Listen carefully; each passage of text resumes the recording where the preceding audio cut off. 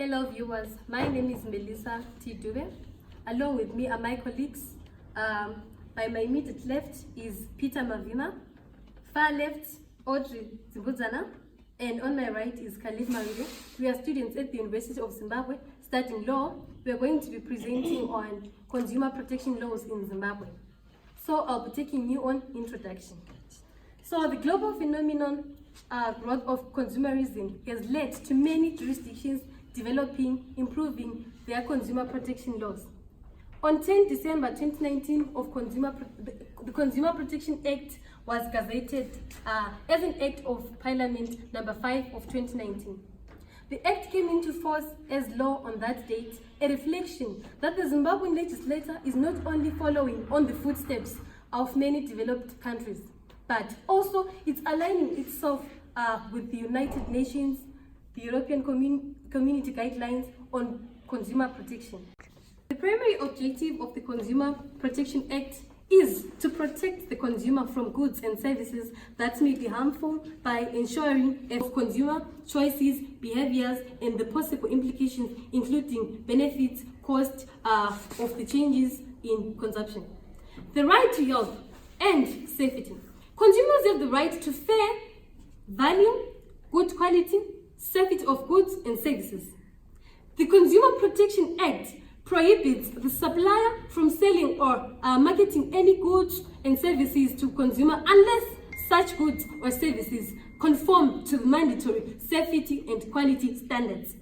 Safety and quality standards prescribed in accordance with any laws. The Act guarantees every consumer the right to receive goods and services that are safe and free from defects and hazards.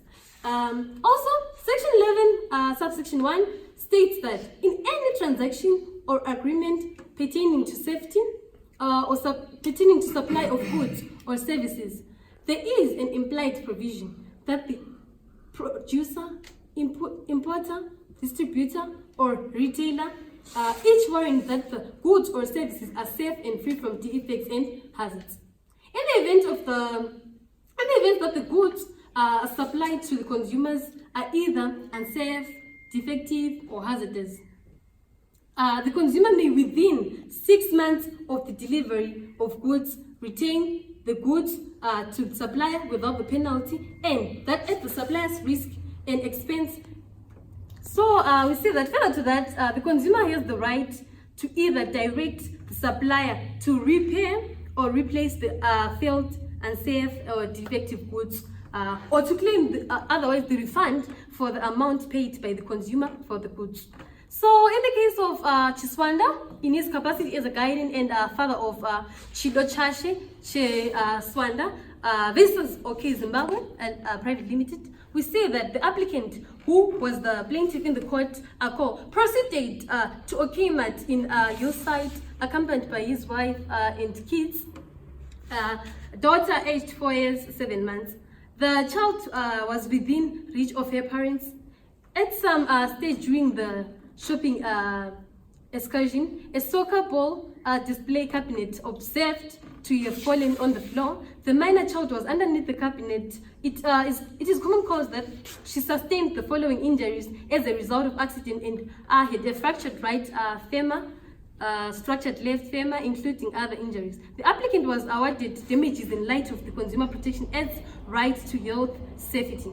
Therefore, this shows that our consumers are protected and given attention. Any person who is in the business of packaging any hazardous or unsafe goods for supply to consumers has an obligation to display or within that packaging a notice that meets the requirements of Section 43 and any applicable standards providing the consumer with adequate standards, with adequate instructions for the safe handling and use of those goods. And according to Section 43, simply provides that the notice must be drawn to the attention of the consumer and must be written in plain, understandable language.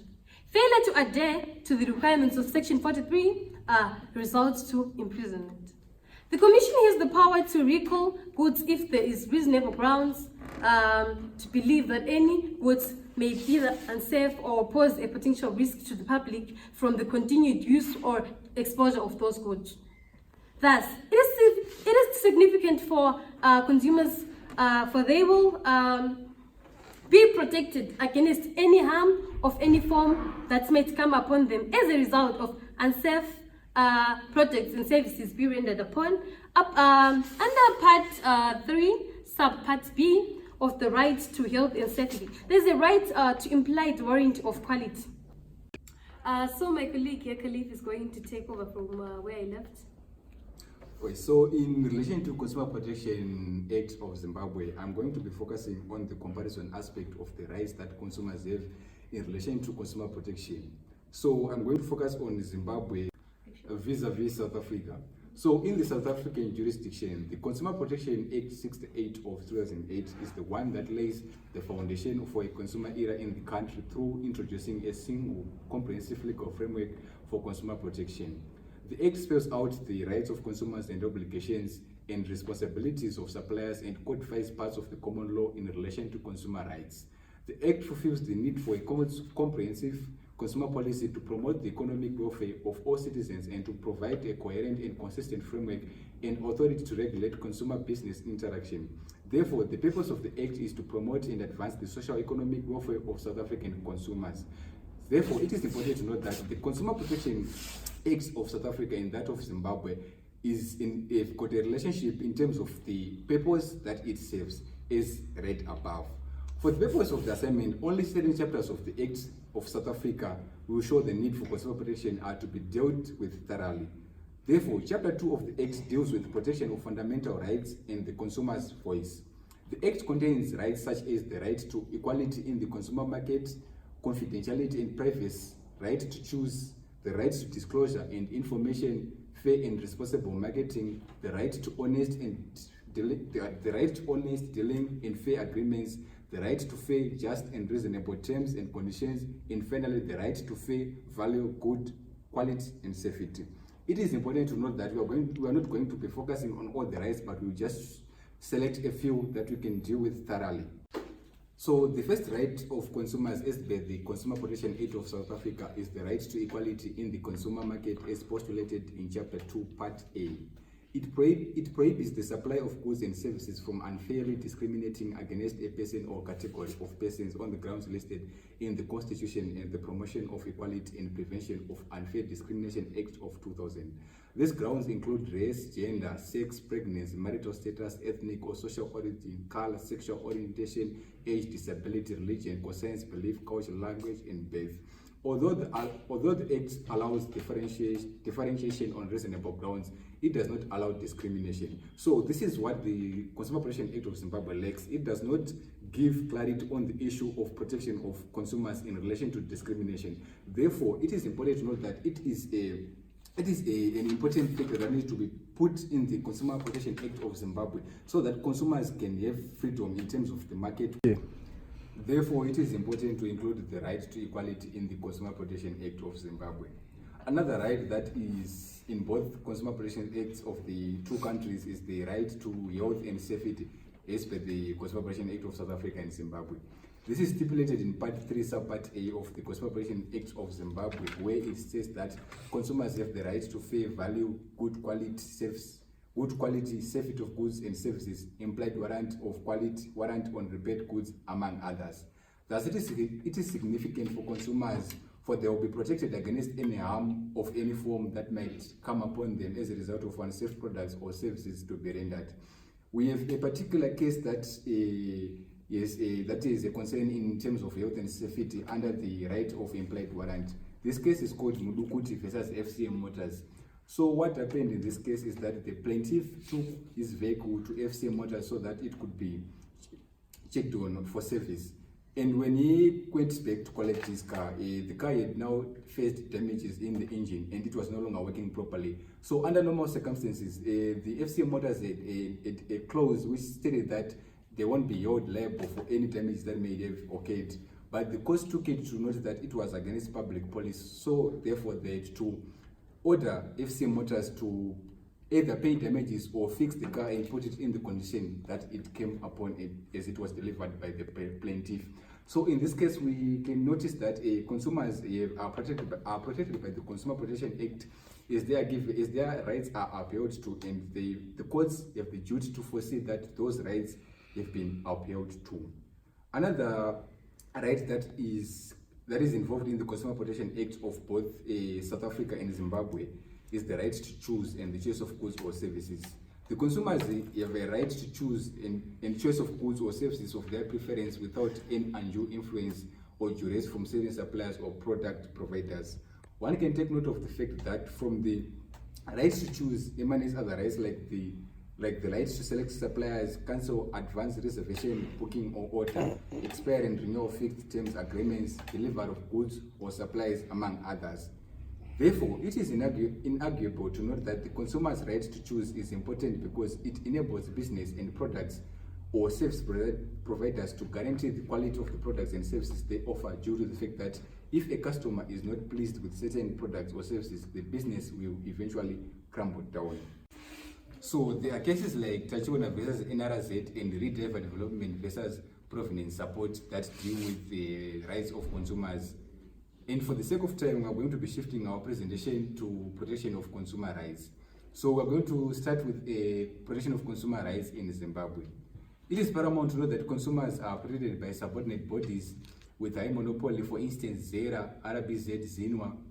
ZERA is compelled by the Consumer Protection Act to uphold consumer rights and protection, as it has statutory obligations to assist consumers with complaints within the energy sector. ZERA also derives its mandate to uphold consumer rights and protection from the Electricity Act of 2002 and the Petroleum Act of 2006, which set out the consumer protection standards.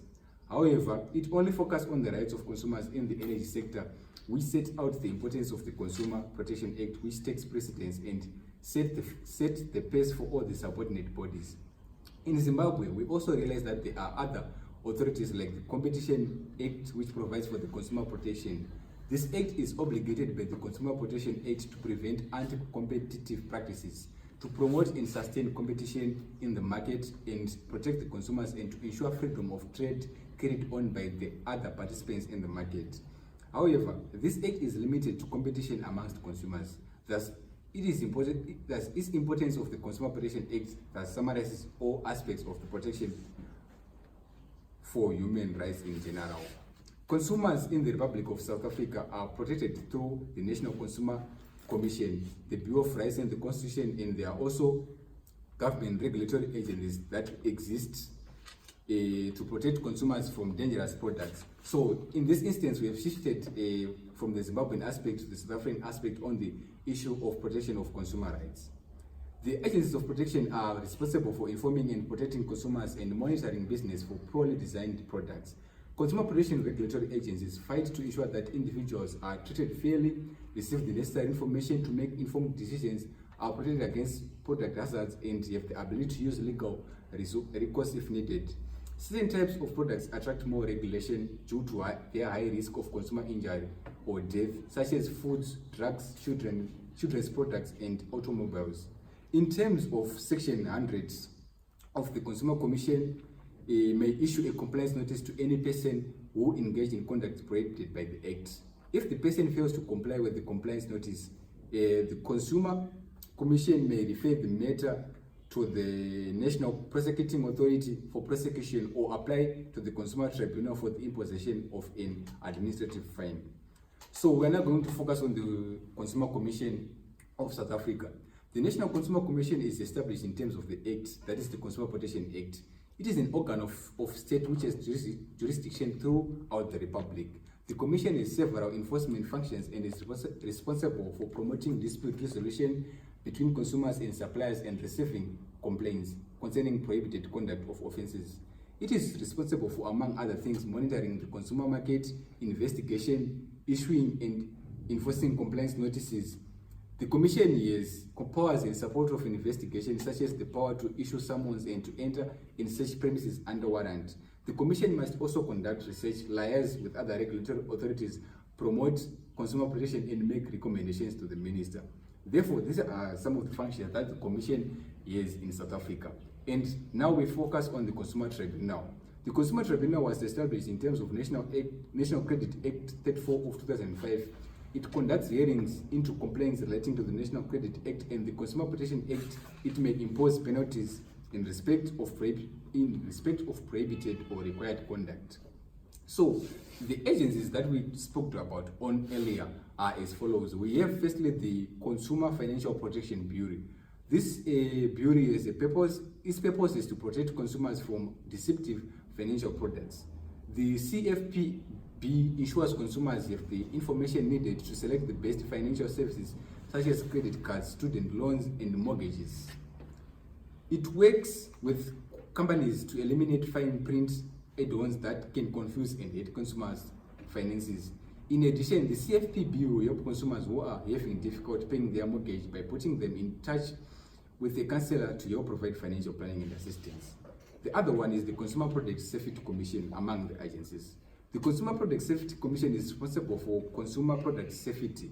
In 1972, Congress passed the Consumer Product Safety Act, which gave the Commission powers to protect individuals from unsafe consumer products. They accomplished this task through evaluating the safety of consumer and products, developing standards, and conducting research as it pertains to safety. For example, the CPSC recently issued a recall on folding lounge chairs because consumers have reported falls when using them. The other that follows among the agencies is the Federal Trade Commission. The Federal Trade Commission was initially created in 1914 as an agency that wielded a weapon against antitrust. Eventually, the Commission's powers were enlarged to also protect consumers against false advertising and fraud. There are many specific areas that the Commission is targeted in respect to the protection of the public. For example, the most recent areas of concern have been towards business advertising to children. The Commission was able to fine large technology company 19 million for unfairly billing parents for their children's authorized app purchases. The other agency is the Food and Drug Administration, which among might be the most important.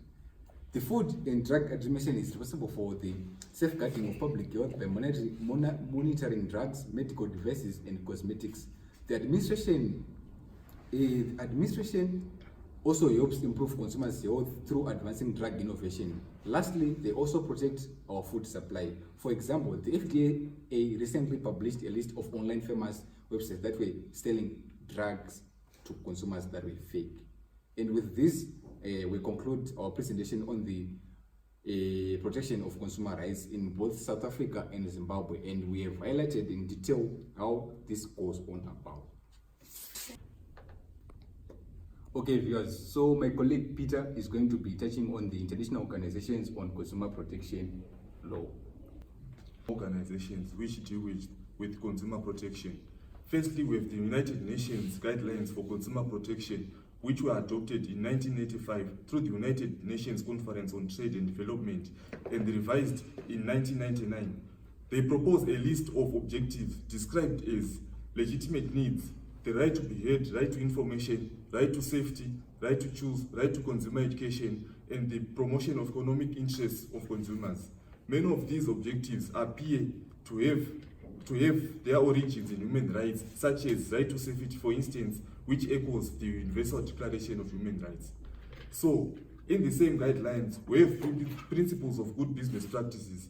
These principles establish benchmarks for good business practices for conducting online and offline commercial activities with consumers. So these principles include fair and equitable treatment, commercial behavior, disclosure and transparency, education and awareness raising, protection of privacy, and consumer complaints and disputes. So now I'm going to mention the guidelines for consumer protection as stipulated in the United Nations Guidelines for Consumer Protection. So we have national policies for consumer protection, physical safety, promotion and protection of the economic interests of consumers, standards for the safety and quality of consumer goods and services, distribution facilities for essential consumer goods and services, dispute resolution and redress, education and information programs, promotion of sustainable consumption.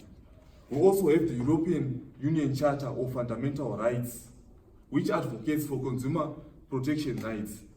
Its Article 38 under Title 4 of Solidarity provides that union policies shall have shall ensure a high level of consumer protection. The principles set out in this article were based on Article 169 of the Treaty on the Functioning of the European Union.